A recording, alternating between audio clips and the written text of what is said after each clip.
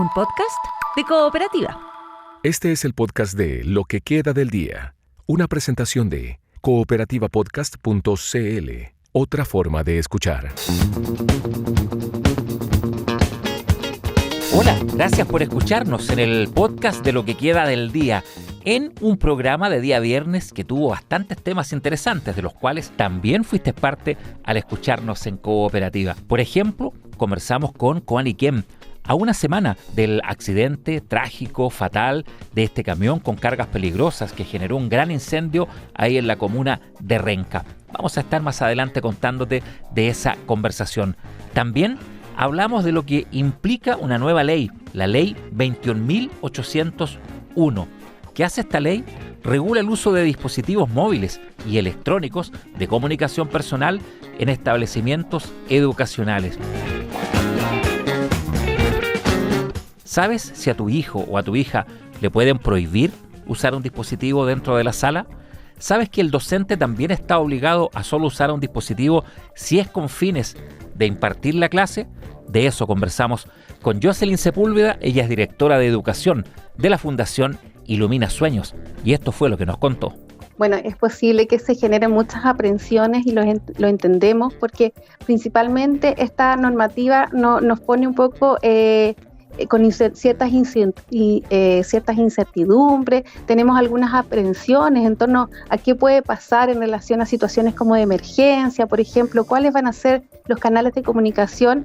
Entonces, es importante escuchar las aprensiones, que las comunidades educativas abran espacios de diálogo, que es fundamental para poder conversar y poder establecer diálogo y reflexiones en torno a esta normativa. Entonces, es importante que hoy día la Superintendencia ha elaborado una circular que también nos invita a la reflexión en comunidad. Entonces, cada comunidad educativa es un espacio de encuentro, de diálogo, donde pueden plantear, tanto padres, docentes, estudiantes, plantear sus necesidades, plantear sus incertidumbres, sus aprensiones, que son legítimas, y poder llegar a consensos siempre en base a la normativa que ya está vigente y que es importante, y que también es importante considerar que esta normativa va en beneficio del bienestar emocional de nuestras niñas y jóvenes. Entonces, no podemos perder de vista que es el fin último, que es el bienestar de los estudiantes. También allí es bien interesante que esto habla de un universo de instrumentos tecnológicos, ¿cierto? Porque claro, uno pone la mirada en el celular, pero aquí están todos los dispositivos en la ley. Todos los dispositivos que tengan que ver, que se puedan conectar a Internet, que puedan tener comunicación y acceso a espacios digitales. Por lo tanto, tenemos que considerar acá celulares, tablets, los relojes inteligentes, los computadores. Todo esto debe prohibirse y regularse dentro de los establecimientos educacionales. Ahora, de acuerdo también a la ley, ¿cierto? Conviene recordar para quienes nos escuchan que las profesoras y los profesores tampoco pueden usarlo. También se les señala que no se les permite el uso, aunque la circular de la Superintendencia de Educación después hace ver, ¿cierto?, que deberá cada establecimiento regular condiciones de uso de dispositivos en caso que sea en función de la enseñanza. Claro, si quieren proyectar algo, en fin, y necesitan un dispositivo, ¿cierto?, en la sala, pero también están, por supuesto, bajo esta ley.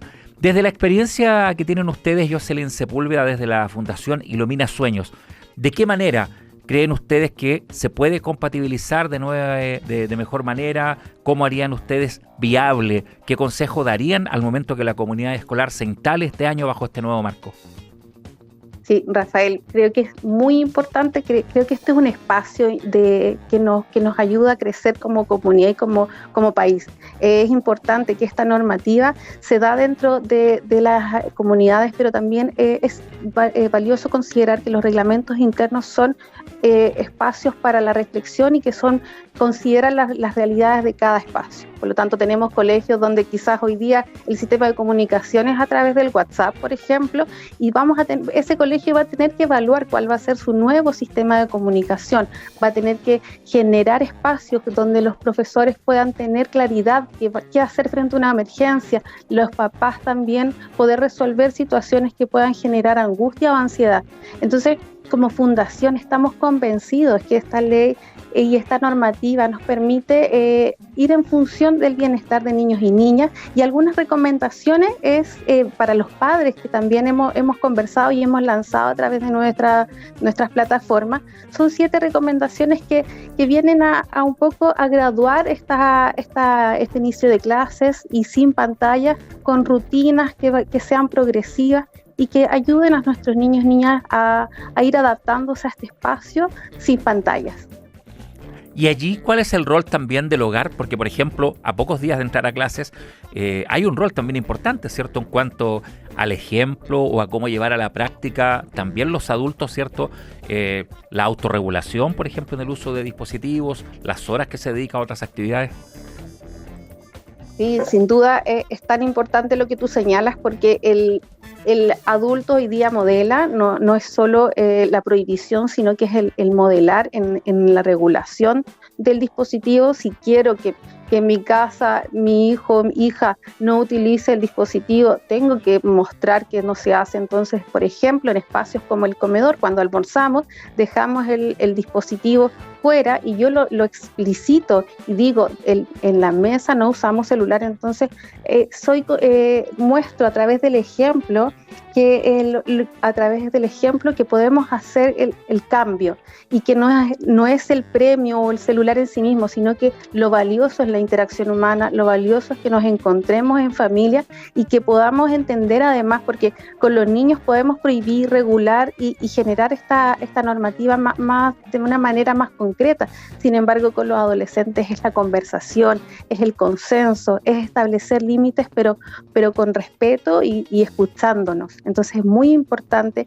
esta regulación, este diálogo, más que la norma en sí misma. Y quiero además acotar que también es importante que es un momento súper bueno para que nos alineemos con los establecimientos. Y en vez de quizás pensar en lo malo de la normativa, quizás pensar por qué la normativa, por qué estamos haciendo esto para los niños, niñas y adolescentes, qué está pasando con nuestros niños, observar y leer cómo nuestros niños cambian con un dispositivo y cómo van desarrollando distintas conductas que antes no tenían. Hay allí también un tema de hábitos, ¿cierto? De consumo de medios, de consumo de redes sociales, porque uno a veces escucha a padres o a madres decir, oye, pero si quiero hablar, por ejemplo, con mi hijo o con mi hija, y claro, una vez que lo emiten se ponen a pensar y dicen, bueno, en realidad si está en clase no debería hablar con él, pero allí es donde está quizás el desafío, ¿cierto?, de compatibilizar esto con la ley en cuanto a crear espacios quizás de comunicación entre medios, en fin. Sí, claro, o sea, yo creo que lo mejor para resolver la incertidumbre es dar claridad y confianza. Por eso yo te hablaba tanto de los reglamentos internos y de los conductos regulares que deben tener, y los protocolos muy claros para los padres, para los docentes. Yo creo que es importante que podamos entender que esta ley viene para quedarse, que tenemos que buscar los ajustes y también comprender cómo podemos, por ejemplo, si yo frente a una emergencia tengo que saber claramente a quién recurrir.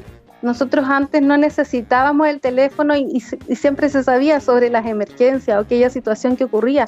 Entonces, hoy día estamos un poco mirando hacia atrás y volver a esto de que una persona indicada, y aquella persona yo sé que es la con quien tengo que comunicarme dentro de un establecimiento para que, por ejemplo, informe si hay alguna situación de riesgo o hay un número específico. Bueno, cada colegio va a generar su estrategia, pero hay un montón de posibilidades que el colegio sí debe emitir y mencionar claramente y declarar en sus reglamentos internos.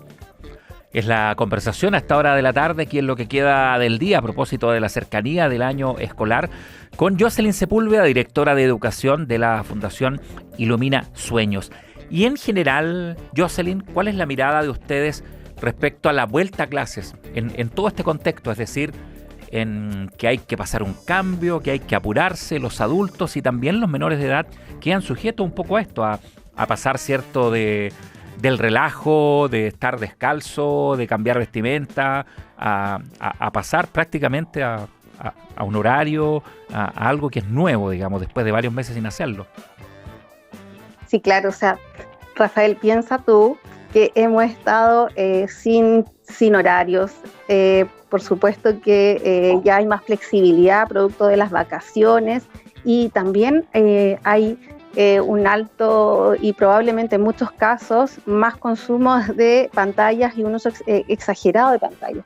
¿Y qué pasa con esto en niños, niñas y jóvenes? Es que hay una gratificación inmediata, se va generando una dependencia progresiva. Los niños van bajando sus niveles de tolerancia a la frustración, están más dependientes, más demandantes, y producto de aquello también este cambio va a ser no difícil, pero hay que pensarlo como un momento donde los padres tenemos que hacernos cargos y mirar este proceso con paciencia, pero también con consistencia. El celular, las normas, la regulación, los horarios, hay que pensar un poco en cómo vamos a ir haciendo esto sin estresarnos, partiendo paso a paso, con una medida a la vez. Yo te hablaba hace un rato de la posibilidad de sacar el dispositivo mientras comemos, evitar la sobreestimulación. Muchas veces en casa tenemos la televisión encendida, la radio, todos están con su dispositivo. Entonces quizás podemos empezar poco a poco, con una estrategia a la vez, que permita que los niños vayan volviendo lentamente a la calma. Estás escuchando el podcast de Lo que queda del día, una presentación de cooperativapodcast.cl. ¿Sabes qué hacer en el caso de un accidente que involucre una quemadura grave, una lesión severa de ese tipo? ¿Qué diferencias hay, por ejemplo, si eres menor de edad, o si estás con un contrato de trabajo, o si no estás trabajando formalmente?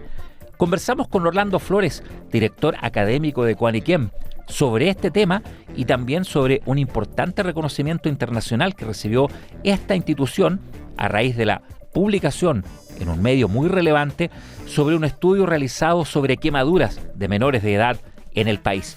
Esto fue lo que nos contó.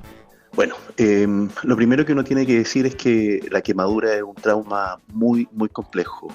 Y en particular estas quemaduras que son extensas, quemaduras graves, son lesiones muy difíciles de tratar.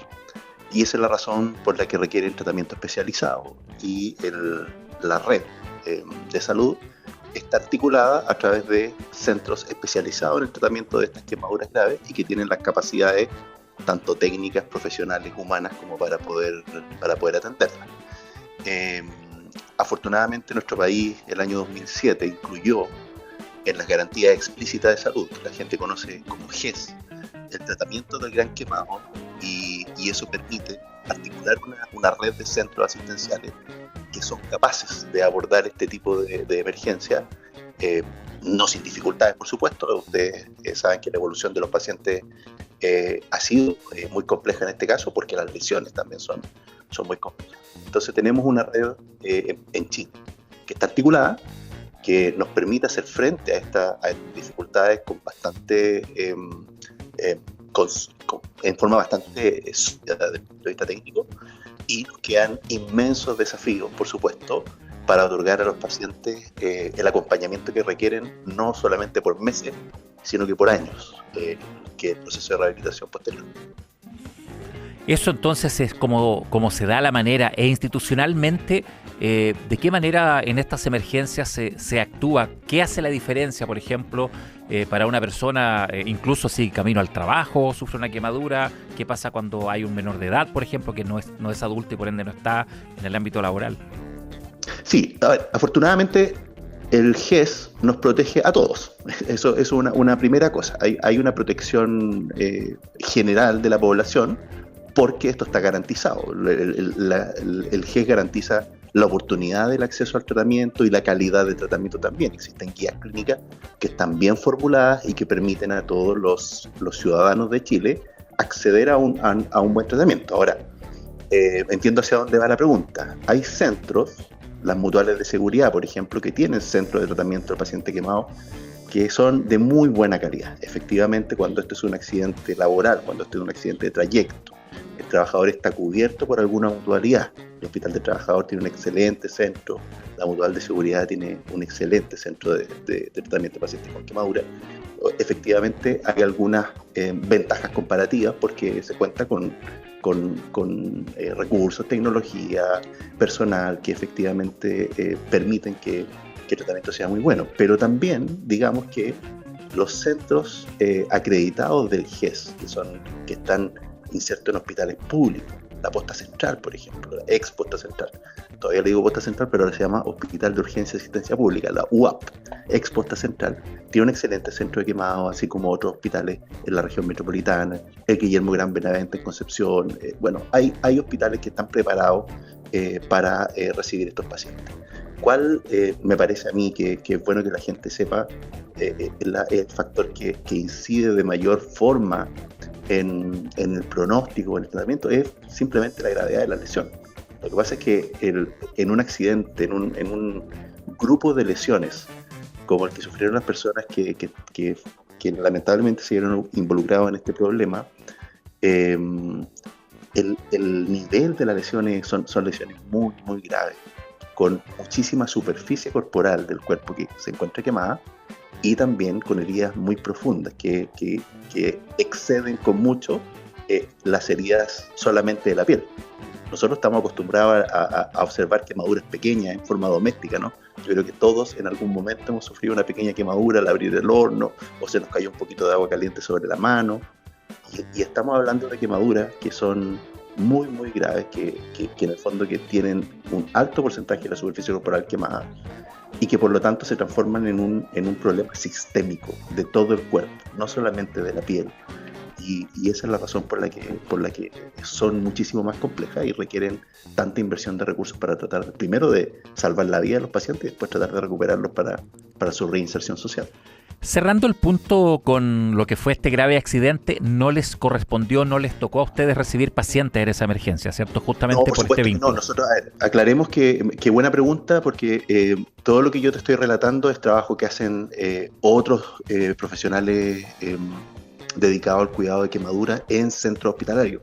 Nosotros, Coaniquem, somos centros de rehabilitación. Tenemos 4 centros de rehabilitación en Santiago, en Antofagasta, en Concepción y en Puerto Montt, y nosotros atendemos lesiones por quemaduras pequeñas porque no somos un hospital.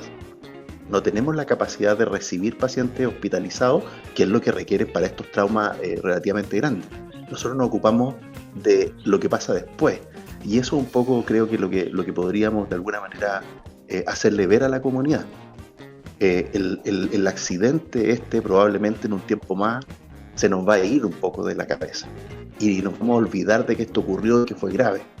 Pero las personas que sufren quemaduras y sus familias enfrentan problemas derivados de las quemaduras, no por meses, sino que por años.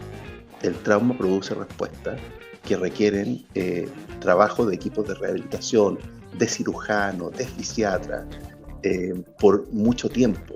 Y no tenemos que olvidarnos que eso también es parte de lo que deberíamos ser capaces de otorgarle a nuestra población, que cuando tienen un problema tan severo, tan grave como una quemadura de estas, como los que ocurrieron en este accidente, o cualquier otra que se produzca en un incendio, quemadura severa, necesitamos ser capaces de otorgarle rehabilitación a esas personas. Cuando esos pacientes son niños, Coaniquem ofrece esa rehabilitación en forma 100% gratuita y con un alto estándar técnico, y eso es lo que nosotros hacemos para ayudar a la población a enfrentar esta situación. Es Orlando Flores, director académico de Coaniquem, la Corporación de Ayuda al Niño Quemado, conversando aquí en Lo que Queda del Día en Cooperativa. Desde Coaniquem, Orlando además se ha dado cuenta, ¿cierto?, de este importante hito científico para el país en el ámbito precisamente de las quemaduras, con esta publicación de un estudio de investigación que ha tenido impacto internacional. ¿Cómo es eso y qué hallazgos también hay de ese estudio respecto al trabajo que se ha hecho? Sí, primero, muchas gracias por la oportunidad también de conversar sobre esto. Coaniquem no solamente atiende pacientes con quemaduras, sino que tiene otras 3 misiones fundamentales. La primera es hacer prevención. Prevenir que los niños se quemen es una tarea fundamental de Coaniquem, y hemos estado en esto durante décadas. Algunas cosas ustedes las conocen probablemente, como las campañas de fuegos artificiales, pero hay muchas cosas que hacemos en el año para evitar que los niños se quemen. Lo segundo es hacer docencia, enseñar lo que sabemos a profesionales chilenos y extranjeros. Y lo tercero es hacer investigación científica, porque la investigación nos habilita, nos permite hacer mejor nuestro trabajo. Y lo que hicimos con este estudio, que logramos afortunadamente publicarlo en la revista Burns, que es la principal revista en el área de quemaduras del mundo, es analizar justamente la necesidad de rehabilitación que tienen los niños. Y para esto tomamos una cohorte de pacientes que ingresó a Coaniquem el año 2011 y los seguimos por más de una década, por 13 años, para determinar cuántos de los niños que se queman requieren justamente esta rehabilitación, un poco respondiendo a la inquietud que teníamos recién. Ok, logramos llevar a los pacientes a los centros especializados, logran salvar la vida, pero después tenemos que rehabilitarlos, tenemos que lograr que esas personas se reinserten laboral, socialmente. Bueno, descubrimos que el 20%, prácticamente el 21% de todos los niños que ingresan con una quemadura Coaniquem requieren rehabilitación. Descubrimos además que 1/3 de todos los que requieren rehabilitación tiene que estar más de un año recibiendo estos servicios. Y descubrimos también que la profundidad de la quemadura es el factor que mejor nos permite explicar la necesidad y el largo del tratamiento. Tuvimos pacientes, Rafael, que ingresaron en el año 2011 y cuando nosotros cerramos el estudio, el año 2024, todavía estaban rehabilitándose con nosotros. Y eso te da cuenta, cuando una rehabilitación supera una década, estamos hablando de niños que se quemaron cuando eran pequeñitos, supera más de una década la rehabilitación, estamos hablando de muchos procesos quirúrgicos que requieren los niños para poder acompañar el crecimiento con estas cicatrices que quedan y que son limitaciones funcionales y estéticas para la vida, y que de alguna manera con esta rehabilitación acompañada en el tiempo con profesionales dedicados a esto, logramos sacarlo adelante, pero en el fondo haciendo un esfuerzo muy, muy intenso. ¿Y allí cuál es el volumen de pacientes que ustedes pueden estar atendiendo en simultáneo durante un periodo? Nosotros atendemos aproximadamente 8.000 pacientes todos los años, un poquito más de 8.000 pacientes en nuestros 4 centros, por supuesto, ¿ya? Aproximadamente 2.300 niños reciben, se ingresan a Coaniquem todos los años por una quemadura, ¿ya? Por una quemadura aguda, niños que se quemaron recién y que producto de su herida van a Coaniquem a recuperar esa herida. De esos 8.000 pacientes, hay muchos, por supuesto, que son pacientes que no se quemaron durante este año, sino que son pacientes de alguna manera que se arrastran porque requieren mantenerse en rehabilitación hasta que completan su crecimiento. En los niños pasa una singularidad. La cicatriz, el tejido cicatricial que reemplaza a la piel sana, es un tejido que no tiene las mismas características viscoelásticas, por decirlo de alguna manera. Por lo tanto, si un niño se quema en la manito, esa cicatriz no crece con la mano del niño que está en crecimiento. Y por lo tanto requiere múltiples cirugías, múltiples procesos de rehabilitación para poder estar. Entonces, en esos 8.000 pacientes nosotros estamos contando también los pacientes que se quemaron hace 3 años, que todavía están recibiendo rehabilitación en Coaniquem, están recibiendo controles con nuestros fisiatras, están recibiendo atenciones con nuestros psicólogos, con un equipo multidisciplinario que está especialmente dedicado a trabajar con niños con quemadura, y también estamos atendiendo en este momento pacientes que tienen cicatrices de otro origen, que los mordió un perro la cara, que tuvieron una cirugía compleja y que les quedó una cicatriz, que les produce algún problema estético, funcional, y que nosotros también estamos en condiciones de poder ayudarlos. ¿Cómo se explica el proceso cuando es largo, de más de una década? ¿Qué tipo de factores hay? O no sé, ¿qué etapas hay? La emergencia, lo que viene después, quizás terminar en lo estético. ¿Cómo es un caso largo, por ejemplo? ¿Qué hitos tiene? Sí, por supuesto. Fundamentalmente son quemaduras que son complejas porque son profundas, es decir, afectan no solamente, esto un poquito técnico, pero la epidermis, la capa superficial de la piel, y la dermis, que es la capa que sigue, sino que destruye todo eso. Quedan cicatrices complejas y fundamentalmente son quemaduras un poquito más extensas y que involucran áreas que nosotros llamamos áreas especiales. Por ejemplo, la palma de la mano es un área especial, porque si una cicatriz restringe el movimiento de la mano, entonces ese niño pierde funcionalidad. Tienes que pensar que ese niño necesita tomar el lápiz, ir a la escuela, desarrollar sus habilidades motoras, o puede estar la cicatriz en un pliegue, en el pliegue del codo, por ejemplo. Cuando están en esas zonas especiales, se hace un poco más complejo el proceso de rehabilitación, y lo que hacen nuestros cirujanos plásticos es operar esas cicatrices, retirar el tejido que no tiene la suficiente elasticidad, poner injertos los injertos son reemplazos de la piel que se ponen en la herida, seguir el proceso de rehabilitación, pero ese niño que cuando tú lo operaste tenía 6 años, cuando cumple 9 ya en lugar de 1,30 m mide 1,50 m, y la cicatriz ya no le dio para seguir creciendo. Entonces hay que de alguna manera renovar ese tratamiento. ¿Hasta cuándo? Hasta que el niño termina de crecer. Y esa es la razón por la que nosotros mantenemos a los pacientes en tratamiento hasta que cumplen 18 años por lo menos, para que las familias estén seguras de que pueden contar con esta rehabilitación integral de calidad por todo el tiempo que ellos lo requieran.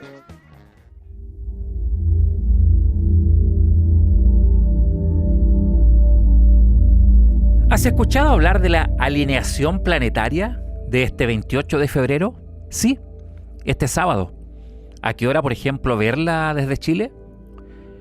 Cooperativaciencias.cl destaca que este fenómeno, conocido popularmente como alineación planetaria, es un evento donde diversos planetas del sistema solar parecen agruparse en una misma franja del cielo nocturno. Aunque el término sugiere una reunión física en el espacio, la ciencia ha aclarado que se trata de un efecto de perspectiva. José Utreras, astrónomo y coordinador de contenidos y divulgación del Centro de Astrofísica y Tecnologías Afines, CATA, explica que debido a que los planetas orbitan al Sol en planos muy similares, desde la Tierra son vistos distribuidos a lo largo de una línea imaginaria llamada eclíptica. Es como si viéramos una pista de carreras desde la perspectiva de uno de los corredores. Al mirarla de perfil, parecería que el resto de los atletas forman una línea horizontal. Ese circuito plano es lo que llamamos el plano de la eclíptica, dice este experto. ¿Pero qué es realmente entonces una alineación planetaria? En rigor, los planetas siempre están alineados en su órbita. Lo que cambia es la capacidad de verlos simultáneamente desde la Tierra. Según este astrónomo del CATA, si el cielo fuera permanentemente oscuro, se podría ver la alineación de al menos 3 planetas casi todos los días. Sin embargo, el brillo del Sol suele ocultarlos. Por ello, la relevancia que tiene este sábado 28 de febrero, en que 5 planetas coincidirán sobre el horizonte en un momento de visibilidad favorable. Configuraciones de 3 o 4 planetas son relativamente frecuentes, pero observar 5 o más al mismo tiempo es un evento menos común que suele ocurrir cada ciertos años. ¿Qué pasa con Chile? ¿Cuáles son los mejores puntos de observación? Desde el territorio nacional, el fenómeno permitirá distinguir a simple vista a Mercurio, Venus, Marte, Júpiter y Saturno. No obstante, para quienes deseen completar el desfile planetario con Urano y Neptuno, será estrictamente necesario el uso de telescopios. La experiencia de observación va a variar significativamente según la ubicación geográfica dentro del país. Por ejemplo, si estás en el norte de Chile, Venus y Saturno serán visibles justo después de la puesta de sol, aunque se encontrarán muy bajos sobre el horizonte. Pero ya lo sabes, después de la puesta de sol los podrás ver. La zona central, por ejemplo, Santiago y alrededores, la visibilidad de estos 2 planetas será más limitada debido a la altura y la posible presencia de obstáculos geográficos. A nivel nacional, el protagonista indiscutido es Júpiter, que va a mantener una excelente visibilidad en todo el país. Para que un planeta sea visible a simple vista necesita estar al menos unos pocos grados sobre el horizonte, idealmente a más de 10 grados, advierte el experto Utreras. El astrónomo enfatiza que la atmósfera cerca del horizonte tiende a absorber y dispersar la luz, lo que puede dificultar la visión de astros incluso muy brillantes. ¿Qué consejos nos entregan en cooperativaciencia.cl para poder ver estos planetas alineados? La observación debe comenzar inmediatamente después de la puesta de sol. La rapidez es clave, ya que si se espera demasiado, planetas como Venus y Saturno se ocultan rápidamente bajo el horizonte. Se recomienda usar ahí en un lugar con el horizonte hacia el poniente, por ejemplo hacia la cordillera de la costa, que esté completamente despejado, libre de edificios, cerros o contaminación lumínica excesiva. Es fundamental recordar también una medida de seguridad básica: nunca mirar directamente al sol mientras aún esté sobre el horizonte, ya que puede causar daños en la vista. Finalmente, el experto del CATA envía un mensaje también de tranquilidad respecto a varios mitos que hay sobre desastres naturales. Dice que este fenómeno no conlleva ningún riesgo para la Tierra. Las fuerzas gravitacionales que ejercen estos planetas sobre nosotros son insignificantes comparadas con las del Sol y la Luna, concluye este experto. José Utreras, astrónomo y coordinador de contenidos y divulgación del Centro de Astrofísica y Tecnologías Afines, CATA, a propósito de la alineación de planetas que será posible apreciar este sábado 28 de febrero. Están todos los datos de cómo hacerlo, a qué hora y desde dónde, ahí en cooperativaciencia.cl. Aquí termina el podcast de Lo que queda del día. Lo escuchas en vivo de lunes a viernes desde las 4 de la tarde en Radio Cooperativa y todos los días en cooperativapodcast.cl.